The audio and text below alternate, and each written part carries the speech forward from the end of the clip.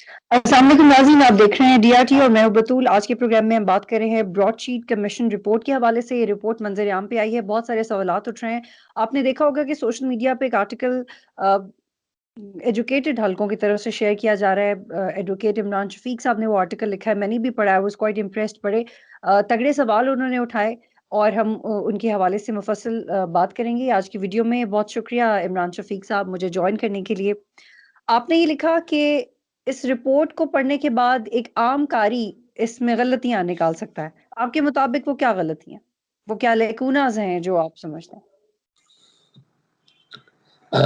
بہت شکریہ آپ کا مجھے لینے کا۔ دیکھیں، بڑی بنیادی سی چیزیں ہیں اس رپورٹ میں۔ جب کوئی شخص پڑھتا ہے، پہلا سوال جو رپورٹ کمیشن سے پوچھا گیا تھا وہ یہ پوچھا گیا تھا کہ آپ بتائیں کہ کیا یہ ایگریمنٹ جو ہے وہ درست طور پر کیا گیا تھا، اور کیا اس ایگریمنٹ کو کرنے والے ذمہ دار کون کون لوگ تھے۔ اب اس سوال کا بڑا سمپل سا جواب ایک تو یہ ہے کہ ایگریمنٹ غلط کیا گیا تھا، یہ تو سارے لوگ اس کو تسلیم کرتے ہیں، اس لیے اس کے نقصانات ہوئے، کنسیکوینسز ہیں۔ لیکن اس کے ذمہ دار کون لوگ تھے، اس کا جو نتیجہ جو نکالا کمیشن ہے وہ بڑا مذاق خیز قسم کا ہے۔ وہ مذاق خیز اس لیے ہے کہ انہوں نے ساری کی ساری رسپانسبلٹی ایک ایسے شخص پر ڈال دی جو اس وقت دنیا میں نہیں اور فوت ہو چکا ہے، اور جو اس وقت کے چیئرمین نیب تھے۔ دیکھیں، نیب کے قانون بڑا سادہ ہے، وہ ایک فرد واحد کے گرد گھومتا ہے جو تمام اختیارات کا سرچشمہ، منبع، پاور جس کے پاس ہے، اتھارٹی جس کے پاس ہے، وہ چیئرمین نیب ہے۔ اب ایگریمنٹ کے سگنیٹری بھی وہی ہیں۔ ایگریمنٹ کے لیے پہلے انہوں نے خود ہی لکھا کہ ایگریمنٹ کرنے سے پہلے ذرا اس کو دکھوا دیں لا منسٹری کو، اس کو دکھوا دیں اٹارنی جنرل آفس کو، اور ایک کارپوریٹ انڈیپینڈنٹ جو ہے ایکسپرٹ ہے اس سے بھی اوپینین لے لیں۔ یہ ساری ان کی اپنی وہ تھی۔ اچھا، جب یہ سارے اوپینین کے لیے بھیجا، پھر اس کے بعد آپ نے ایک پی جی اے پر، پروسیکیوٹر جنرل پر ریلائی کر لیا، اور آپ نے ان رپورٹ کو دیکھنے کی بھی زحمت نہیں کی کہ ان ایکسپرٹس نے کیا اوپینین دی ہیں۔ اب کمیشن یہ کہہ رہا ہے کہ جی ان سے تو اوپینین لی نہیں گئی تھی۔ اچھا، جب میں کسی کو کہتا ہوں جاؤ اوپینین لے کر آؤ، اور وہ کہتا ہے میں نے اوپینین لے لی ہے، تو کیا میں بلائنڈلی ٹرسٹ کر لوں گا؟ یقیناً جب، اور یہ جنرل ایڈوکیٹ صاحب صاحب یہ امجد بتائیے گا صاحب، کہ I'm sorry to cut you، یہ بتائیے گا کہ اس سے کیا تاثر جاتا ہے کہ جو ذمہ داران ہیں یا تو وہ دنیا میں نہیں ہیں یا ان کا تعلق پرائیویٹ سیکٹر سے ہے؟ دیکھیں اس کا بڑا سمپل سا تاثر جاتا ہے کہ وہ پاکستان کا پاورفل ایک لوگ ہیں۔ چیئرمین نیب 3 جو یکے بعد دیگرے رہے، وہ سارے کے سارے جرنیل تھے۔ اب انہوں نے ایگریمنٹ کیا بھی، انہوں نے ایگریمنٹ کو ٹرمینیٹ بھی کیا، اور اس کے نتیجے میں نقصانات اٹھائے، وہ سارے وہ تھے۔ اب کمیشن میں اتنی ہمت نہیں تھی کہ ان تینوں ذمہ داران کو ان کا پن پوائنٹ کریں۔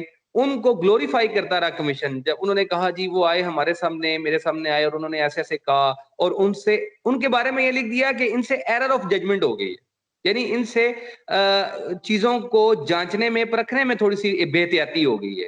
حالانکہ ایسی بات تو نہیں ہے، ملک کا ستیہ ناش مارا گیا، اور آپ جو ہے وہ ان تینوں کو، چکے وہ پاورفل ہیں ایڈوکیٹ اور وہ صاحب ریٹائرڈ۔ ایک اور سوال، ایک کیس کی کیا حیثیت رہ جاتی ہے جب اس میں کنسیڈر ہونے والا ایڈمیسیبل سمجھنے والی ایویڈنس کا زیادہ تر حصہ غائب ہو، نہ وہ محکموں میں ہو، نہ وہ وزارتوں میں ہو، بلکہ وزارت خارجہ میں بھی نہ ہو؟ تو اس سے ایک کیس ہاں، کی کمزوری کا اندازہ کیسے لگا سکتے ہیں؟ یہ آپ کا کس بڑا حد تک زبردست لگا سوال سکتے ہے۔ ذرا اس بات پر دیکھیے کہ یہ کون لوگ ہیں۔ کمیشن کو اس کا جائزہ لینا چاہیے تھا نا، اور کمیشن کو اس کا جواب دینا چاہیے تھا کہ وہ کون لوگ ہیں جو پاکستان کے، دیکھیں 5 بڑے محکمے جن سے ریکارڈ غائب ہوا ہے۔ اٹارنی جنرل آفس سے ریکارڈ غائب ہو گیا، فائنانس منسٹری سے ریکارڈ غائب ہو گیا، وزارت قانون سے ریکارڈ سارا غائب ہو گیا۔ اچھا، اور نیب کے پاس اس کی کچھ کاپیز موجود ہیں، انہوں نے کہا جی جس کی بنیاد پر میں نے اوپینین بنائی ہے۔ مجھے یہ بتائیں، فورن منسٹری، فائنانس منسٹری، لا منسٹری، ان سب کا ریکارڈ، اور اٹارنی جنرل آفس، 4 بڑے اداروں سے آپ کا ریکارڈ غائب ہے، اور آپ یہ کہتے ہیں کہ یہ ایک وکیل جس نے وہ سیٹلمنٹ ڈرافٹ کی تھی، احمد بلال صوفی کا نام دیا گیا، وہ اس کا رسپانسبل ہیں؟ ہے؟ بھائی وہ ریکارڈ لے کر آئے آپ، اور اگر ریکارڈ آپ کے پاس نہیں آیا، انہوں نے نہیں پیش کیا، تو آپ ذمہ داروں کو تعین کریں کہ وہ کون لوگ ہیں جو اس ایویڈنس کو چھپانا چاہتے ہیں۔ وہ ایک عام آدمی، پرائیویٹ وکیل جو ہے، میں وکیل ہوں، میں پرائیویٹ ہوں، میں ان 5 اداروں کو، میں جتنا مرضی پاورفل ہو جاؤں، میں ان 5 اداروں کو مینیپولیٹ تو نہیں کر سکتا۔ یہ اسٹیٹ کے بیسک انسٹیٹیوشنز ہیں، تو ایگزیکٹلی، عمران یہاں شفیق سے صاحب، ایویڈنس عمران غائب خان ہو نے کہا جاتی ہے۔ تھا کہ جی، اور وہ ہمارے ہاں بہت سارے کیسز میں غائب ہو چکی ہے۔ میرا خیال ہے مناسب نہیں ہے فی الحال مینشن کرنا، لیکن میرا خیال ہے یہ بھی یہ المیہ ہے کہ ایویڈنس ہی غائب ہو جاتی ہے۔ ایک اور سوال میں آپ سے پوچھنا چاہ رہی ہوں کہ عمران خان نے بڑے کانفیڈنس کے ساتھ کہا تھا کہ ہمیں شفافیت چاہیے اس کمیشن کی رپورٹ میں، اور وہ ہم ایکسپیکٹ بھی کر رہے ہیں۔ وہ شفافیت کدھر گئی؟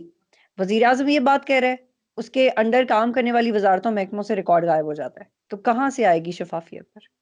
دیکھیں، شفافیت ڈھونڈنے کے لیے پھر کمیشن میں وہ لوگ لگائے جاتے ہیں جو غیر جانبدار ہوں، اور وہ لوگ لگائے جاتے ہیں جو جرات کے ساتھ اپنی رپورٹ ایمانداری کے ساتھ دینے کی پوزیشن میں ہوں، اور جو کسی کا پریشر نہ لیتے ہوں۔ تو یہ جو اگر آپ نے کمیشن رپورٹ، تو سوال تو بہت اچھے بنائے، سوال تو ایک بہت زبردست سوال تھا کہ 1990 سے لے کر آج تک پاکستان میں احتساب کی جو کوششیں ہوئی ہیں، ان میں کتنے کیسوں کو کلوز کیا گیا ہے، اور کتنی انکوائریز کو بند کیا گیا ہے، وہ کس کے کہنے پر کیا گیا ہے، کون اتھارٹیز ہیں جو ان کو بند کروانے کی ذمہ دار ہیں، بڑے بڑے کیسوں میں کون کون کمپرومائز ہوا ہے، کہاں کہاں لوگوں کو باہر بھیجا گیا کمپرومائز کر کے۔ اب اس میں جو نام آتا ہے وہ تو بنیادی طور پر جنرل مشرف صاحب کا آتا تھا، لیکن کمیشن میں تو اب اتنی جرت نہیں تھی کہ وہ یہ کہے کہ احتساب کا جو پورا عمل تھا وہ پولیٹیکل انجینئرنگ تھی، اور پولیٹیکل انجینئرنگ کے تحت پہلے کیس بنائے جاتے ہیں، اور اس کے بعد ان کیسوں پر کمپرومائز کر لیا جاتا ہے، ایگریمنٹ کر کے لوگوں کو باہر بھیج دیا جاتا ہے۔ اب کمیشن یہ بات نہیں کر سکتا تھا، کیونکہ اس میں پھر این آر او دینے والوں کا نام آتا تھا، اور وہ پاکستان میں وہ پاورفل لوگ ہیں، کمیشن نے ان کا نام نہیں لیکن اگر آپ لیا۔ رپورٹ تو کو لیکن جی، جتنی انڈرسٹینڈنگ رپورٹ کی کچھ اقتباس پڑھنے سے ہوتی ہے کہ این آر او دینے والوں کو بھی بچایا جا رہا ہے اور لینے والوں کو بھی بچایا جا رہا ہے، ایسا ہی ہے؟ نہیں، این آر او دینے والوں کو بچایا گیا ہے، لینے والوں کے بارے میں کھل کے انہوں نے لکھا ہے کہ جناب گیلانی صاحب نے سوئس اکاؤنٹ میں خط نہیں لکھا، اچھا جی نواز شریف صاحب پاکستان سے چلے گئے، یہ باتیں انہوں نے بڑی کھل کے لکھی ہیں۔ لیکن اب این آر او لینے والوں کو بیسیکلی کٹہرے میں لانے سے پہلے این آر او دینے والوں کو لانا پڑتا ہے، کیونکہ اختیار تو ان کے پاس تھا، انہوں نے احتساب کرنا تھا، چونکہ لیکن جب آپ نے کمیشن کی ریکارڈ رپورٹ۔ غائب کر دیے، لیکن ایک طرح سے یہ بات اس طرح سے آرگیومنٹ اس طرح سے ویلڈ ہے ایڈوکیٹ صاحب کہ اگر آپ نے ریکارڈ غائب کر دیا تو لینے والا بھی یہ دعویٰ کر سکتا ہے نا کہ ریکارڈ کہاں ہے، آپ کا ریکارڈ لے کے آئے نا۔ ہاں جی، تو یہ بات ہے کہ اب جب آپ دینے والوں کو این آر او دینے والوں کو جب نہیں پکڑ سکتے نا، تو لینے والوں کو بھی آپ نہیں پکڑ سکتے، اس وقت آپ کے ہاتھ بندھے ہوتے ہیں، کیونکہ آپ نے دینے والے کو چھوڑ دیا این آر او، جس کے پاس اختیار تھا اس کو آپ نے چھوڑ دیا، جن کے پاس ریکارڈ تھا ان کو آپ نے چھوڑ دیا۔ تو آپ ریکارڈ والوں کو جب ان کو چھوڑ دیتے ہیں، اختیارات والوں کو، دیکھیں احتساب کا بنیادی اصول ہے، جس کے ٹھیک پاس ہے ایڈوکیٹ اتھارٹی ہے، صاحب، میرا آپ سے جی جی، جس کے پاس اتھارٹی ہے بولیے۔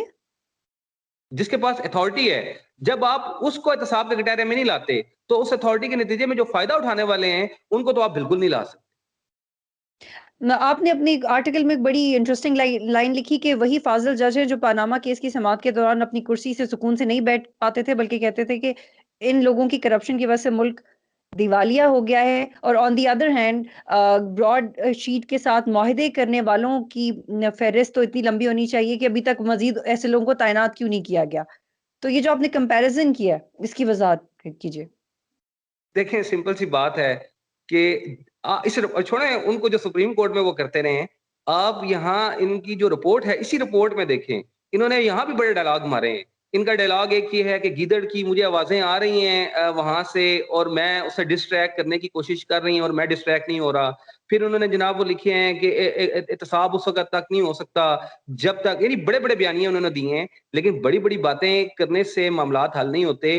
جب آپ کو موقع ملا کہ آپ رسپانسبلٹی فکس کریں، دیکھیں ٹرمز آف ریفرنس جو ان کو بھیجی گئی تھی نا، اس میں بڑا بنیادی سوال تھا کہ آپ ان لوگوں پر رسپانسبلٹی فکس کر کے دیں ہمیں کہ کون ذمہ دار ہیں۔ اس میں آپ جو بڑے مگرمچھ تھے، آپ ان کے سامنے تو آپ دبک کے بیٹھ گئے، ان کا تو نام لکھنے کی آپ کو جرت نہیں ہوئی، ان کے بارے میں تو آپ نے قصیدے پڑھنا شروع کر دی اپنی رپورٹ میں، اور جو اسی طرح کے عام سے ہماری طرح کے عام لوگ تھے ان کو آپ نے کہا یہ ساری چیزوں کے ذمہ دار ہیں۔ مطلب ہے ایک عام ایڈوکیٹ صاحب، آدمی، آپ سمجھتے ہیں کہ پرائیویٹ جو آدمی کو ہمارے آپ۔ ملک میں تقریباً 11 سے 12 کمیشن بنے ہیں جب سے ملک بنا ہے، یہ بھی ردی کی ٹوکری میں چلے جائے گی یہ کمیشن رپورٹ بھی، جیسے یہ تو پہلے ہوئی؟ پہلے والی، یہ تو ردی کی ٹوکری میں بھی پھینکنے کے لائق نہیں ہے رپورٹ۔ اس رپورٹ کو آپ پڑھیں، یہ تو رپورٹ ہی نہیں ہے۔ مجھے تو یہ حیرت ہوتی ہے کہ یہ جب یہ لکھ رہے تھے تو یہ کس سٹیٹ آف مائنڈ کے ساتھ لکھ رہے تھے کہ کسی بہت سوال کا شکریہ۔ بھی ٹھیک جواب نہیں ہے، کنکلوژن نہیں ہے، اور بس یہ ایک بہت یہ تو شکریہ. ایسے لگتا ہے جیسے قانون کا کوئی ابتدائی طالب علم نہیں ہے، وہ بیٹھتا تو اسے کہا جاتا ہے تم نے یہ ایک مضمون لکھ کے لے کر آنا ہے، تو وہ آگے پیچھے سے مختلف چیزیں جوڑتا ہے اور اس کے بعد لے کر آ جاتا ہے. یہ رپورٹ کسی طرف بھی لے کے جانے والی نہیں ہے. یہ شکر ہے منظر یہاں پر آگے لوگوں کو پتا چل گیا کہ یار یہ ہمارے ملک بہت میں شکریہ. رپورٹوں کا معیار ہے. بہت شکریہ.